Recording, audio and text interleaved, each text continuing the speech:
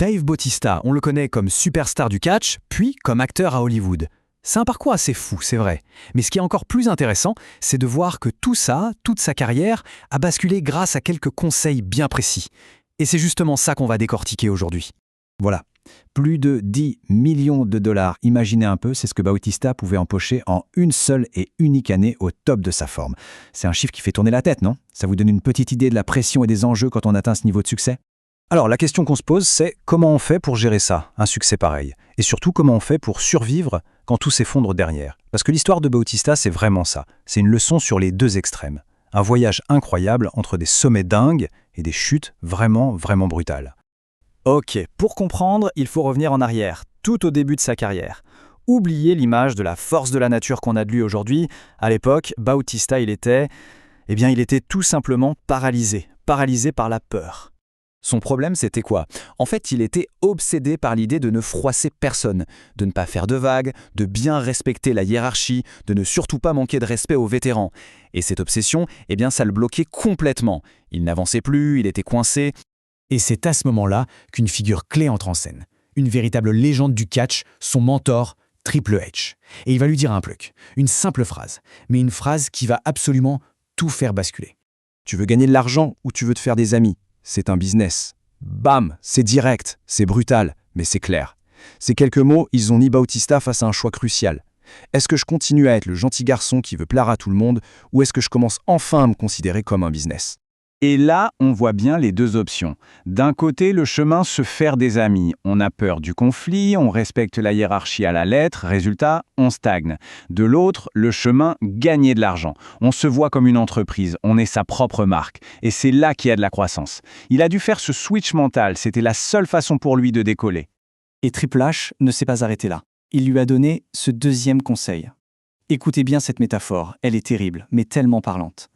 Imagine toujours que tout le monde pointe une arme sur ta tête. C'est à toi de décider combien de balles tu leur donnes. C'est hyper puissant, non? Ça veut dire quoi?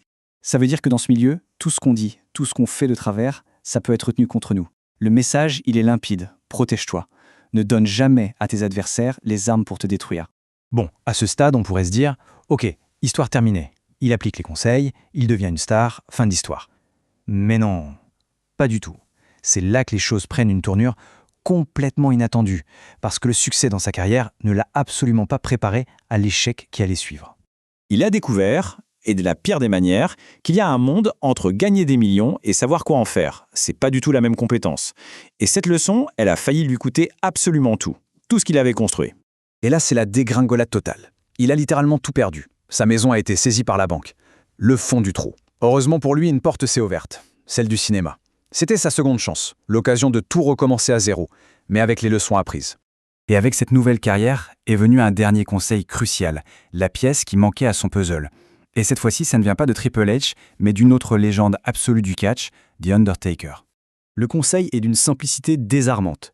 Vis toujours en dessous de tes moyens. Ça a l'air basique, on l'a tous déjà entendu, non? Sauf que pour Bautista, à ce moment précis de sa vie, ça a été une véritable révolution. Ça a changé de A à Z sa façon de voir l'argent. Et il faut bien comprendre le contexte. Ce conseil, il a été donné à des athlètes qui bien souvent viennent de pas grand-chose. Et d'un coup, on leur verse des sommes folles sur leur compte en banque. Leur réflexe, c'est quoi? C'est de vouloir tout acheter, tout de suite. Ce conseil, c'est le garde-fou ultime contre ça. Et regardez la transformation, c'est le jour et la nuit. Avant, sa mentalité, c'était « si je peux me le payer, je l'achète, point ». Maintenant, c'est devenu « l'argent qui dort à la banque a bien plus de valeur que des trucs dont je n'ai pas vraiment besoin ». C'est un changement radical de philosophie. L'exemple qu'il donne est parfait pour illustrer ça. Il dit qu'il rêve d'avoir une Bugatti. Bien sûr que ça lui ferait plaisir. Mais est-ce qu'il va mettre 3, 4 ou 5 millions de dollars dans une voiture? Jamais de la vie. Pourquoi? Il dit simplement « je n'en ai pas besoin ». La tranquillité d'esprit d'avoir de l'argent de côté, ça n'a pas de prix. C'est bien plus précieux qu'une voiture de luxe. Donc, si on résume son parcours, tout tient en deux grandes leçons. La première étape, c'était le conseil de Triple H, gère ta carrière comme une entreprise. Ça lui a permis de construire son succès.